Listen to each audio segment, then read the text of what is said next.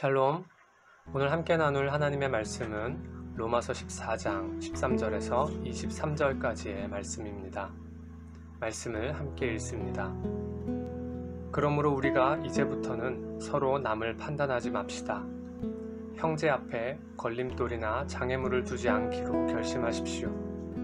내가 주 예수 안에서 알고 확신하는 것은 이것입니다.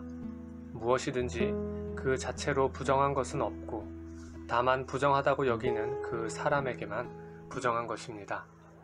만일 음식 문제로 여러분의 형제가 근심하게 되면 그대는 더 이상 사랑을 따라 행하지 않는 것입니다. 그리스도께서 위해 죽으신 그 형제를 음식 문제로 망하게 하지 마십시오. 그러므로 여러분의 선한 것이 비방을 받지 않도록 하십시오. 하나님의 나라는 먹고 마시는 것이 아니라 성령 안에서 의와 평강과 기쁨입니다. 그리스도를 이렇게 섬기는 사람은 하나님을 기쁘시게 하고 사람에게도 인정을 받습니다. 그러므로 화평을 이루고 서로 세워주는 일에 힘씁시다.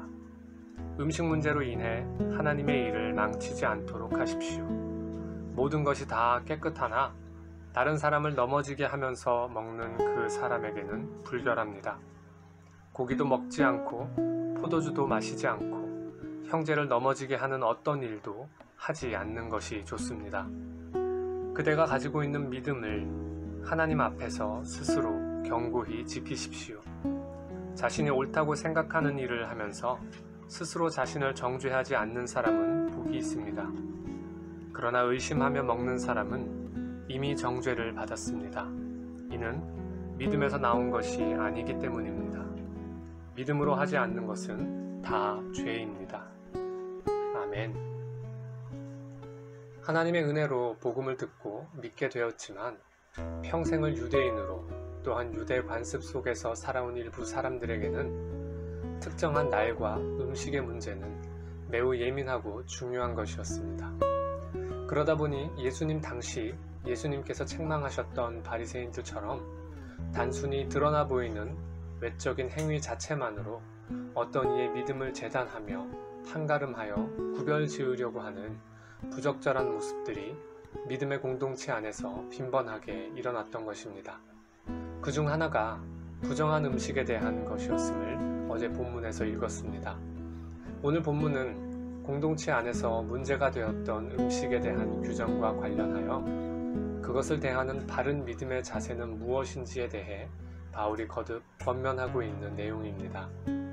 바울은 먼저 다른 믿음의 지체 앞에 걸림돌이나 장애물을 두지 않도록 주의하라고 합니다. 자기 스스로의 의와 경건을 다른 이를 판단하는 일에 앞세우지 말라는 것입니다.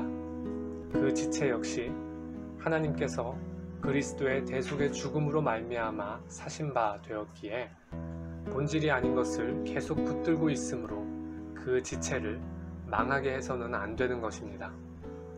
그래서 바울은 믿음의 공동체가 담아내는 하나님 나라의 본질은 먹고 마시는 것이 아니라 성령 안에서 의와 평강과 기쁨에 있는 것이기에 성도는 바로 이러한 신앙의 자세로 그리스도를 섬기며 몸된 교회를 섬겨야 하나님을 기쁘시게 할 수 있으며 사람에게도 인정을 받는다고 말합니다.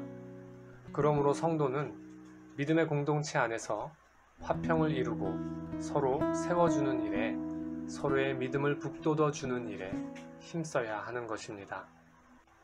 그렇지 않으면 믿음의 공동체가 이루어가야 할 하나님의 일을 그르치게 된다고 바울은 경고합니다. 이러한 신앙의 자세와 더불어 각자가 가지고 있는 믿음을 하나님 앞에서 견고히 지켜가라고 권면합니다. 하나님 앞에서 내 양심에 거리낌 없이 자유함을 가진다면 그 믿음대로 하면 됩니다. 그러나 만약 그것으로 말미암아 공동체의 한 지체가 걸려 넘어지게 되는 문제라고 한다면 또한 조금이라도 양심에 거리낌이 있다고 한다면 그것은 하지 말아야 하는 것이 됩니다. 모든 것을 하나님 앞에서 라고 하는 기준을 가지고 행하지 않는다면 그것은 곧 믿음으로 하지 않는 죄가 됩니다.